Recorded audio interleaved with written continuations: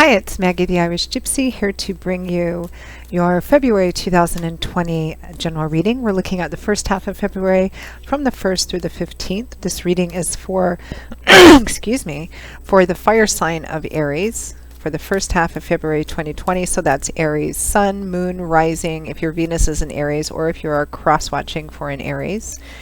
Watch your other signs, rising, moon, Venus. If you know them, they can often provide additional information and clarification, or sometimes resonate a little more predictably for you because, as many of you know, general readings don't always resonate for everyone all of the time. So watching your other sign videos can help clarify things a bit. So welcome everyone, welcome newcomers and first timers, and welcome back followers and subscribers. I hope everyone is continuing to have a nice transition into this still fairly new year. If any of you are interested in reaching out for a personal one-on-one reading with me, just click on the description link below. You can email me directly at maggie1maguire@gmail.com. That link's also provided. I'd be delighted to work with you. I do offer a wide variety of readings. Well, you can email me for those.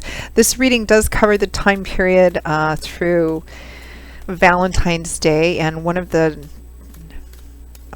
types of readings I do offer, although I do career work and finance, of course, and a lot of things under that umbrella. Under the relationship readings, I do offer a love and romance relationship for people in a currently established relationship, or different other types for those of you who are single and looking. So something to keep in mind during this time of year, in addition to the 6 and 12-month overviews. Okay, let's move right into this reading. Aries, let's see what the first half of February has in store for you.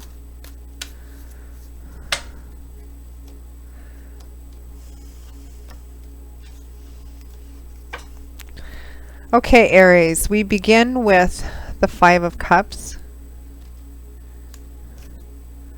followed by the High Priestess, the Sun in reverse, followed by the Eight of Swords, and from the bottom of the deck, overall energy is the Emperor in reverse. Your energy. The Emperor is Aries energy, although it's in the reverse here. In the upright position, the Emperor, he's the paternal father figure of the tarot. He's kind of at the top of it all. He has a whole empire to run. So this is a very structured, disciplined individual who often makes decisions for the greater good. And he understands that things have to be by the book.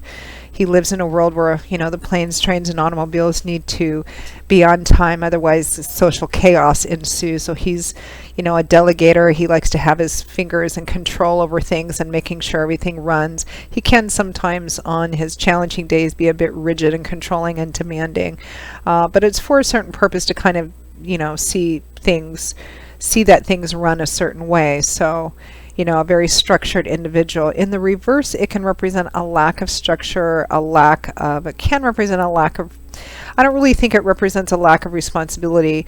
It can represent, well, it looks like the Aries for whom I'm reading are going through a bit of a struggle, a difficult time. And during this difficult time, you may feel like your life has lost its kind of structure, and perhaps the reason why you're doing things, something has happened to make you question perhaps the way and the methods that you've been living your life or making the decisions that govern your life. And so that's kind of in chaos now. Maybe you're asking yourself, you know, in the upright position, the Emperor can represent, you know, a certain way of doing things because that's the way that's always worked for you. And in the reverse position, what I'm getting is that many of you are going through a time period because of something that's happening. The loss of something or the potential loss of something is causing you to question the way that you're doing things, the way that you have been doing things, kind of the structure you've based your life on. We have the Five of Cups, but there's still something I think you're not seeing, because we have the Five of Cups here, which is grieving over something which is lost, although for some of you I feel like it's a potential loss, maybe depending on what the outcome of this, the decisions you make. There's still Two Cups behind you, upright and full. All is not lost. There's still something to be salvaged, but you're not seeing that. You're not seeing what the opportunities here are, or what you have, only what no longer is. So it feels a bit like some of you, don't shoot the messenger, are in a bit of self-pity, perhaps, which is causing you to, which is keeping you from actually seeing that there's something else there, that's still quite beautiful, that can still be built. You can still build on something here. And I feel like Spirit is trying to kind of tell you this as well. I feel like it's interesting because I just read for Leo, who's actually leveling up, and I feel like Spirit's trying to get you to kind of learn and grow and kind of level up in your awareness and understanding of yourself and relationships, perhaps, and people, but you're kind of fighting it. I mean, under the Five of Cups is the High Priestess, which is about paying attention to your intuition, not necessarily wants, desires, or your control and structure, because the Emperor is already good at doing that. The Emperor, if he's a very linear sort of person, and if the Emperor has a challenge, it's perhaps with the energy of the High Priestess, because he's all about the structure and the linear stuff and the earth energy, and things need to run a certain way. And the High Priestess, she's the High Priestess, she's all about intuition, connection to spirit, allowing that to guide her, paying attention to synchronicities and dreams, and repeating dreams and things of that sort, and allowing that to kind of guide her, because she has total faith in that. So I feel like it feels like you're in a kind of an internal war here, some of you Aries, and you're just kind of questioning things and thinking, oh, it's lost, but it's not all lost. It might be if you don't make different decisions, but it feels like you're going through a time period where,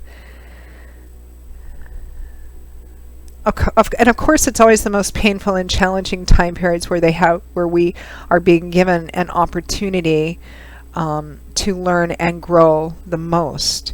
But I think that your struggle and your challenge here, Aries, being the Emperor, is stepping off that structured, rigid path and kind of looking at what else is there and what's the, a greater meaning and a greater purpose. So you're kind of maybe questioning all of that right now. It feels kind of messy.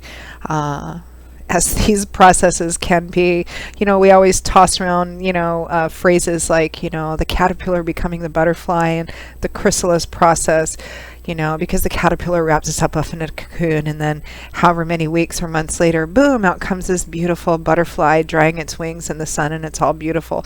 But the internal process, the process of actually going through that change inside the cocoon, which we don't always see, is kind of violent and brutal and, liquefying and all of this stuff. It's kind of a rototilling of the soil here in order to have that beautiful end product. And so the process can be very difficult, very icky, bloody, sweaty kind of process of transforming and leveling up, as we say, and that's exactly what this looks like, and therein lies the great opportunity. So I think for a little while in the first part of February, you're resisting that. You're not seeing it, you're confused, you're resisting it. Perhaps you're trying to cover it up or distract yourself by doing other things. We do have the Sun in reverse followed by the Eight of Swords. I mean, the Sun is one of the most powerful, positively influential cards in the tarot. Even in the reverse, it's still a beautiful card. The sun still shines over everything, but in the upright position, it can also represent light, love, warmth, laughter, letting go of things, and uplifting of energy.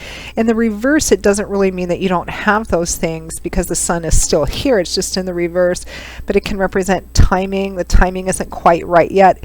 There's so much waiting for you, but there's something you're not seeing or something you're resisting because you want to stick with these structured linear ways. The sun in the reverse can also represent that you may be utilizing different methods of distracting yourself, having fun, going on vacation, being a bit on the irresponsible side. But underneath that, we have the Eight of Swords, which is being trapped and held hostage, but by your own thoughts, your own ideas, your own ideology and belief systems, because that's what swords represents in the tarot. Swords is governed by the element of air, which is mental, cerebral psychological energy. Swords is about our thoughts, our words, our ideas, our belief systems, ideologies, our perceptions, everything that goes on in our heads. Truth, illumination. So the Eight of Swords, this woman is blind. What she can't see is that she's the only person she's a hostage to is herself. The swords, which can represent ideas, beliefs, ideologies, a certain structured way of being. She's chained up at the wrist, she's blindfolded. But she can walk through those swords. Nobody's forcing her or holding her on her knees. The chains, she could just twist off her wrist. They're not connected to anything.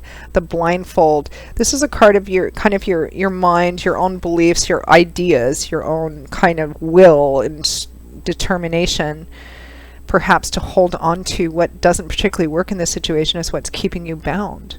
Yourself. That's it. And I feel like no matter what you're trying to do during this time period to distract yourself from it, it's kind of there. I think that Spirit is still kind of pushing you. I know, Aries, this is kind of a difficult reading, right? But the thing is the beautiful aspect to this, Aries, the sun is still here. It's just in the reverse. You have these two beautiful goblets upright and full. So I'm not really sure what this situation is about. Let's just pull a few cards and see. It's something you're resisting. There's been some kind of change. You don't like this change. You're feeling that all is lost or that all will be lost, but it's not quite yet. Queen of Wands and the Knight of Swords. So communication with a fire sign female or male, another fire sign individual, or somebody who has a lot of fire in their natal chart, communication with them, difficult communication with them perhaps. Maybe for some of you this is in regards to a personal relationship, love and romance, or friendship, some kind of difficult communication with perhaps another fire sign individual. But again, remember we still have these two cups upright and full, but you're not looking at them. You're only focusing on the negative or what has changed or what has been lost. And if something has changed, it means there's an opportunity for growth within this relationship or connection. But you're not seeing that right now, even though Spirit's trying to get you to, you're kind of resisting that. It's like the High Priestess and the Emperor, a little bit at an inner war with each other right now. Let's see what's Aries energy specifically with this communication or this situation with this Queen of Wands.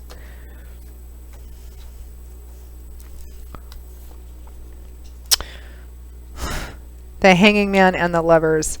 So being in suspension and animation, not making any movements here, just kind of watching and waiting and seeing things, a passionate, connected, maybe tumultuous and conflicted relationship. This is also about needing to make a significant or important decision about a relationship or which will affect a relationship, but you're not doing that. You're just being the hanging man here. A decision needs to be made, but you are resisting this decision. One way or the other, a decision needs to be made, but you are resisting doing anything about it, making a decision forward or back. You're kind of keeping yourself stuck in, that's horrible, I'm trapped, I can't do this, it's changed, but it's not. I mean, it has changed, but all is not lost. But it may be if you don't make a decision or take action on this one way or the other. This is a bit more of a challenging, sticky reading for a general reading that only covers 2 weeks. So let's just end with one or two advice cards from Spirit. What should Aries do? What is the best way to navigate through this, this energy for the first half of February?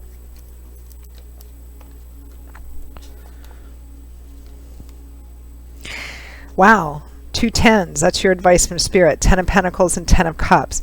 Long-term stability and security, the happy home, feeling like things have finally come together in regards to home, family, marriage, blessings, etc.